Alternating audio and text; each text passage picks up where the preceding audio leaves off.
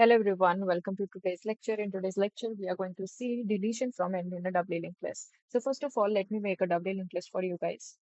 So this is our head pointer and मान लेते हैं हमारे पास 3 nodes and doubly linked list में 1, 2, 3 and हमारा head में हम value store कर रहे हैं 1. So basically head is pointing to the first node.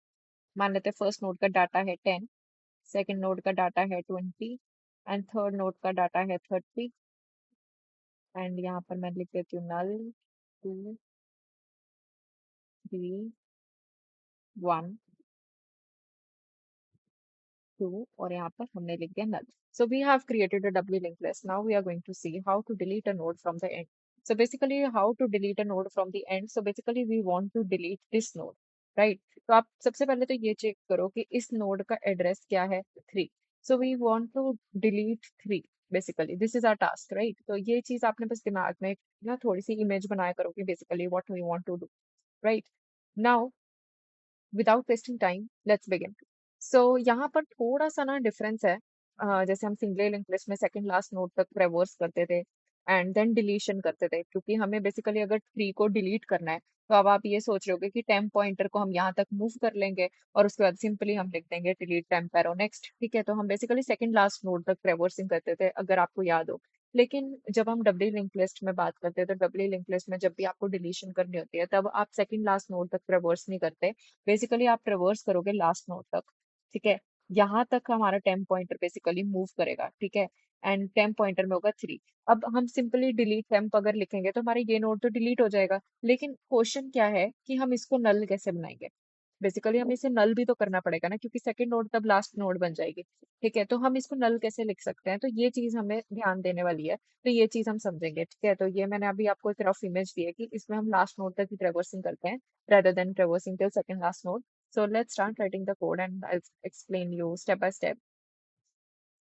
So void delete from end नाम रख देती हूँ मैं इसका. ठीक है, void delete from end. And क्योंकि हम डिलीशन करें तो ऑफकोर्स हमें कोई वैल्यू यूजर से एंटर नहीं करवाना है.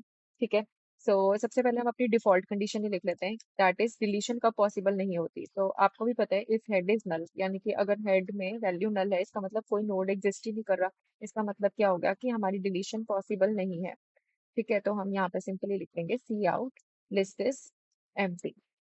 ठीक है, तो ये हमने पिछली वीडियो में भी देखा था कि हमारी बाय डिफॉल्ट कंडीशन होती है. नहीं तो आप सिंगली लिंक लिस्ट अगर पढ़ के आए हो तो आपको कोई भी दिक्कत नहीं आने वाली है.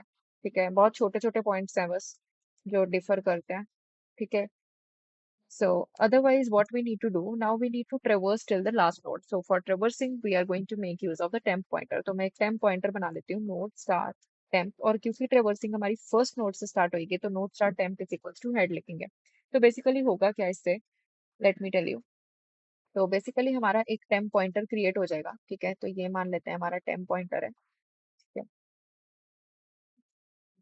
तो ये मेरा टेम्प पॉइंटर को मैंने प्लेस कर दिया.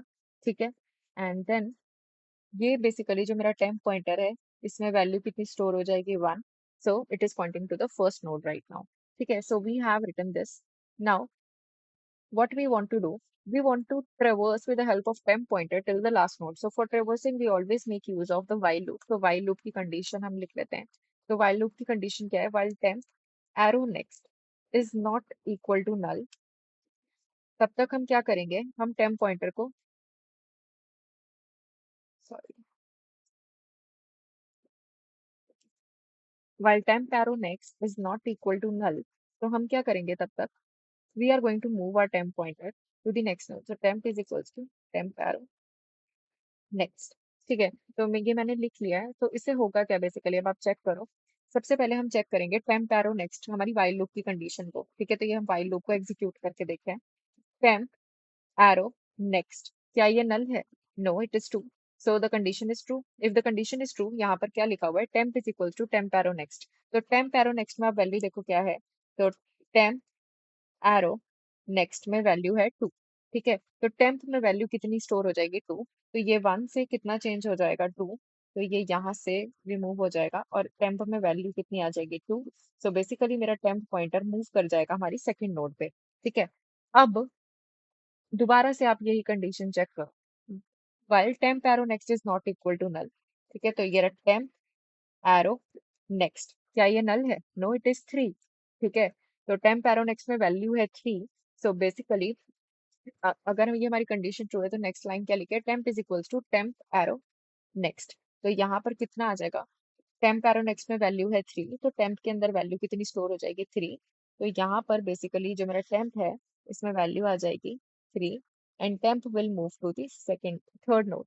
अब हम लास्ट नोड पे पहुंच गए। अब आप चेक करो दोबारा से कंडीशन, टेम्प एरो नेक्स्ट, क्या इसमें नल है? Yes it is null. ठीक है, so condition is false. So if the condition is false, so the compiler will come out of the while loop and basically इसका काम क्या होता है, traversing till the last node। ठीक है, तो ये मैंने दोबारा से आपको रिपीट करके ही बताया।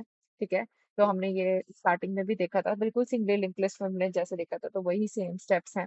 ठीक है, सो यहाँ पर मैं लिखती हूँ अब बेसिकली हमें क्या करना है, we want to delete, right, but before the deletion there is a thing we want to just correct, that is कि अब अगर मैं इस नोड को, थर्ड नोड को डिलीट करूंगी तो मुझे उससे पहले क्या करना पड़ेगा, मुझे इसको नल बनाना पड़ेगा। ठीक है, सेकंड नोड का जो लास्ट एड्रेस है उसको मुझे नल बनाना पड़ेगा। ठीक है, तो मैं उस पर फोकस करती हूँ। तो आप बस इतना ध्यान रखो कि अगर मुझे सेकंड नोड के लास्ट एड्रेस को नल बनाना है तो मैं इसकी तक पहुंचूंगी कैसे। ठीक है, तो टेम्प, आप बस मुझे इतना बताओ कि temp arrow prev arrow next का आंसर क्या होगा। दोबारा से रिपीट कर देती हूँ, temp arrow prev arrow next. तो इसका आंसर क्या होगा, चेक करो। टेम्प एरो प्रेव क्या है, आप चेक करो, टेम्प एरो प्रेव दैट इज 2। ठीक है, 2 का नेक्स्ट, तो 2 का नेक्स्ट क्या है, चेक करो, 2 का नेक्स्ट दैट इज 3। ठीक है, तो basically we are going to write this particular line. ठीक है, so for this I am just writing the condition.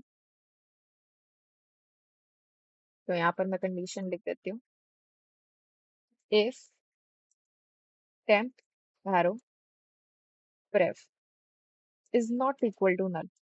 ठीक है, अगर मेरा टेम्प एरो प्रेव, आप अब चेक कर सकते हो 3 का प्रेव, क्या ये नल है? No it is 2, right. So if it is not equal to null, तो हमारे पास होना क्या चाहिए, basically if it is not equal to null, ठीक है, तब हमने क्या लिख देना है, temp arrow prev arrow next equal to null कर देना।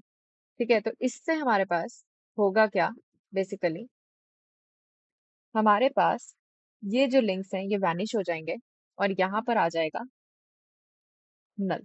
ठीक है, तो ये हमारा मेन टास्क था। ठीक है, और अदरवाइज हमें क्या करना है, basically else I am going to write over here,